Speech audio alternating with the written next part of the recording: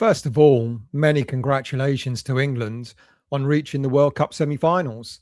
Alongside Argentina, France and Spain, they've certainly earned their place in the last four. I've got to say, despite the criticism I aimed at England earlier in the tournament and the criticism I aimed at Tuchel for the kind of squad he took to the World Cup, I've got to give them both enormous credit. His substitutions have consistently changed games and have made England stronger. Look, I'm going to put my West Ham hat on for a second. I still think Jared Bowen would have offered far more on the right-hand side of attack than Noni Madueke has, but I guess that's another debate for another day. It's not about England, is it? Well, it is to a point, but this is more about West Ham and what we're doing leading up to our season in the Championship. And more specifically, it's about something that's kind of caught my attention over the last week or so. And even more particularly, it's about three players who have been linked to West Ham over that period of time. Three players who kind of have links, well, not kind of have links, they definitely have links to a particular agent. And three players who are currently plying their trade in leagues that Nuno knows pretty well. Now, individually, if you were looking at these stories, they may not mean very much. But when you start putting these names alongside each other, you begin to wonder whether we're seeing the first real clues as to how West Ham's recruitment is going to operate this summer. Could it be a coincidence, or is there a clear Portuguese influence beginning to emerge?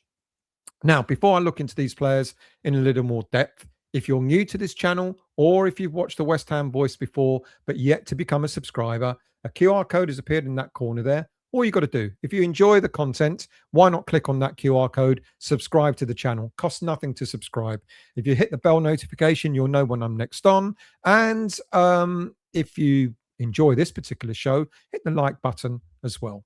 So let's start off with the first player, and that's Bastian Meupiyou. I think that's how you pronounce it. Meupiyou. Meupiyou, if I'm honest, is likely to be the least known of the three players that I'm going to briefly talk about. 20 years of age, French centre-back, currently plays for FC Alverca in Portugal. But his football education began back in France with Nantes. And it's a team who's got one of the most respected academies. They produced some pretty decent players over time. And Meupiyou was regarded as one of the better defensive prospects coming through their system. He's represented France under 16, 17 and 18 level, so he's been on the French football radar for quite some time. Now, rather than breaking into the Nantes first team on a regular basis, he made the move to Portugal, where he's had the opportunity to play senior football on a regular basis. And sometimes that's exactly what you want young players, young defenders to do. Playing week in, week out against experienced professionals will often accelerate a player's development much quicker than sitting on the bench in one of Europe's football elite. Standing at 6'3", Meupiyou has got the physical profile that most clubs will be looking for in a modern central defender. Naturally left-footed, which immediately makes him an attractive option because there simply aren't enough left-footed centre-backs around. And when you watch him, one of the first things that stands out is how calm he is in possession. He doesn't panic when he's pressed. He's happy to bring the ball out from defence, and rather than just simply clearing his lines. Now, that's something that Nuno quite likes in his defenders. Now, whether, if he was to come to us, he would get that chance, that time to be so calm in the Championship is another matter. But he's also quick across the ground for someone of his size. And the recovery pace will allow him to play far higher up the pitch and cope with forwards who've got pace if the defence gets caught out. And he's aggressive in one-on-one situations, and generally he likes to defend on the front foot instead of dropping off. But look, he's certainly not the finished article. His decision-making can still be a bit inconsistent. Occasionally he'll step out to a challenge when perhaps he should hold his position. Young defenders often rely on their athleticism to get themselves out of trouble. But that becomes much harder, as I've just said, in a league like the Championship. His aerial game, even though he's of his height, 6'3", still can improve quite a bit as well. He's not as dominant as he should be in the air just yet. So what you'd be buying isn't necessarily a ready-made player, you'd be buying a player who's got excellent physical tools, strong technical ability, and plenty of room to develop over the next 2 or 3 years.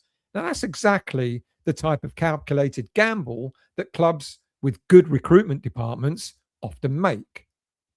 Let's move on to the next player. And that, of course, is the player we're kind of waiting for him to sign because the Portuguese press insist that this deal is going to happen. Gustavo Sa, still only 21 years of age. He's come through the entire youth system at Famalicão, another Portuguese club. He's made his first team debut at 17 years of age under Rui Pedro Silva, who, of course, is now the assistant head coach at West Ham. Now, that's an important detail because Pedro Silva hasn't just watched him a few times, he's kind of helped him develop. He knows what Gustavo Sa is like on every day, not just on the football pitch, but on the training ground as well. Now, since then, Sa has become one of the standout midfielders in the Primeira League, and he's captained the Portuguese under-21 side as well, which kind of says a lot about his maturity and leadership qualities. Technically, he's an outstanding footballer. He's comfortable receiving the ball in possession with opponents around him, something that many young midfielders kind of struggle with sometimes. His first touch is excellent. He rarely looks rushed on the ball. He scans the pitch before receiving possession, allowing him to play forward quickly rather than simply taking the safer option. And he's also capable of carrying the ball as well through midfield, breaking opposition lines and committing defenders before releasing teammates in space. Now, that's an attribute that West Ham have lacked at times since losing players capable of progressing the ball through central areas. Another strength is his intelligence. He doesn't force spectacular passes for the sake of it. He understands the tempo of a game and when to go slow, when to speed things up, when to keep possession, when to take risks, and so on. He's also developed a habit of arriving late in the penalty area. His goal tally is not great at the moment, but he's got the propensity to be a decent goal-scoring midfielder. Look, he's not particularly explosive. He doesn't possess a great amount of pace, so he's unlikely to run away from defenders. But he's physically strong, and that's another benefit in playing in something like the Championship. And he's a player that, again, even though he's good, he's still got room for development as well. Now, the last player is a player that may be a little bit better known to you now because of the World Cup, is Diego Moreira. He's had a fascinating journey despite being only 21 years of age.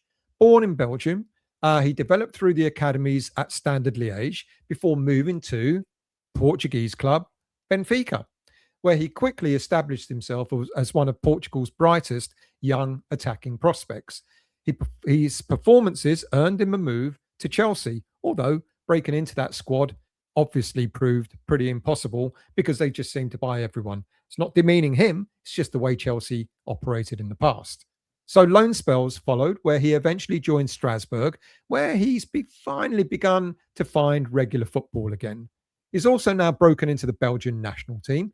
He made his World Cup debut during the group stages. And one of the biggest reasons clubs like Moreira is his versatility. He's naturally a winger, but he can comfortably play on either flank. And he's also been used as a wing back because of his speed and his pace and his athleticism and willingness to work off the ball as well as on it. Now, that flexibility is something modern coaches absolutely love. His biggest weapon is his flexibility and his pace. He's very direct, very positive. And he wants to attack defenders rather than simply recycling possession backwards. You see a lot of wingers these days that get the ball and instead of taking a player on, they kind of sort of track back and pass the ball backwards. He does carry the ball extremely well. His crossing can be improved a little bit. And without the ball, though, he is prepared to work hard. But like most young players, there are inconsistencies. His final ball can be a bit frustrating. His finishing isn't quite yet the level that you want it to be. Sometimes his decision making in the final third, can be a bit erratic as well. But he's a player like that I think, will develop, will get better.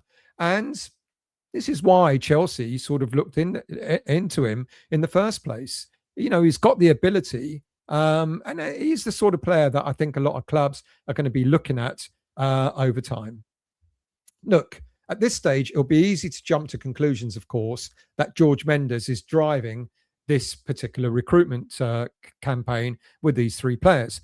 But it is a fact that two of these players are Mendes.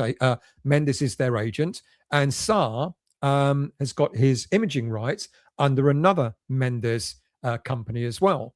But we mustn't forget that there's another man. Let's take that off now. We mustn't forget, of course, that there's another man involved in the grand scheme of things at West Ham. And that, of course, is Nils Koppen. So put Mendes aside for one moment, but forget the fact that these three players have got Mendes links, which they have.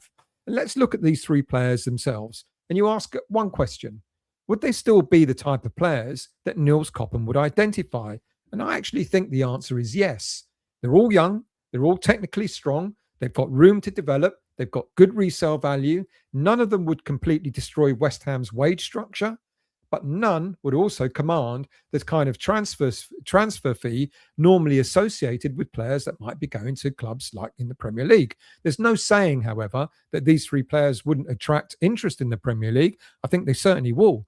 You look at the types of clubs like Bournemouth and Brighton and Brentford and clubs like that. I no doubt would imagine that they would know about these three players already. So they tick every box that you would expect from a recruitment department that Koppen runs. So perhaps I'm looking at things in the wrong way. Maybe these aren't just Mendes signings. Maybe they're simply good recruitment targets who just happen to have a Mendes connection. You make your own minds up there. But football recruitment isn't as straightforward as many supporters think. Rarely does one person simply choose a player and everyone else agrees. Instead, you need information to come from multiple sources: scouts, analysts, coaches, recruitment staff, agents, data departments. Sometimes everyone will arrive at exactly the same conclusion. And maybe that's the encouraging thing with West Ham. For years, supporters have questioned whether West Ham had the coherency to recruit players in a proper way.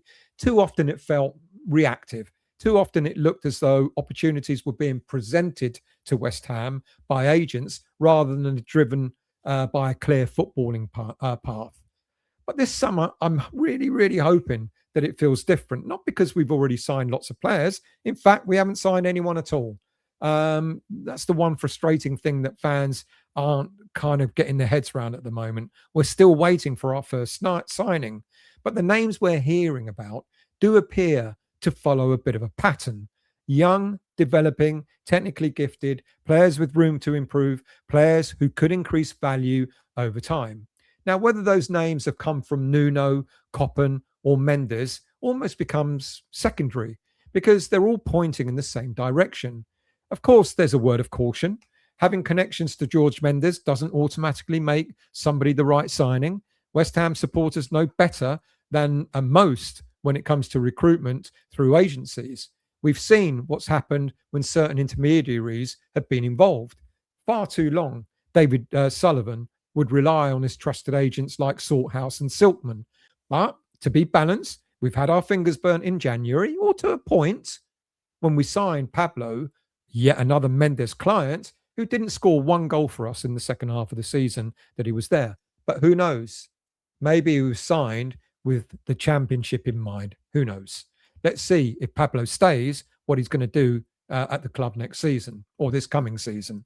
Look, the club looks like it's really working hard to move away from the perception that we're solely reliant on agent recommendations.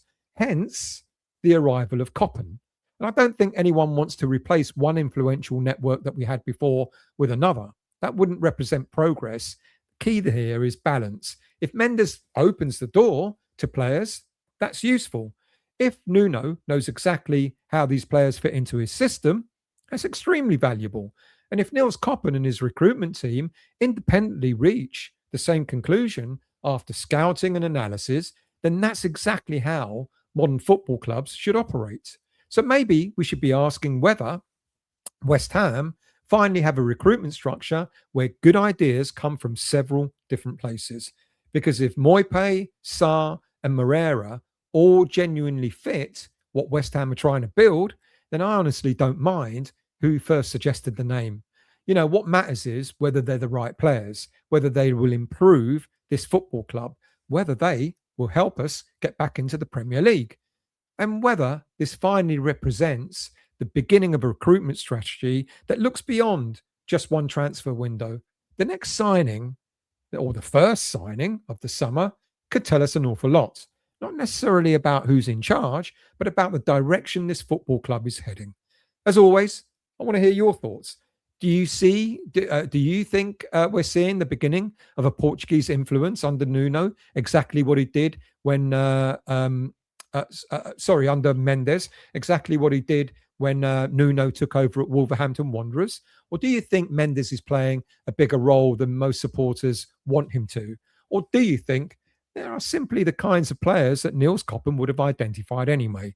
Let me know your thoughts. Thank you for listening. Thank you for watching. Like I said, click the QR code to become a subscriber. Do hit the like button, do hit the bell notification, and also hit the hype button, which promotes this video to other viewers on YouTube. Thanks for watching and listening. See you all again soon.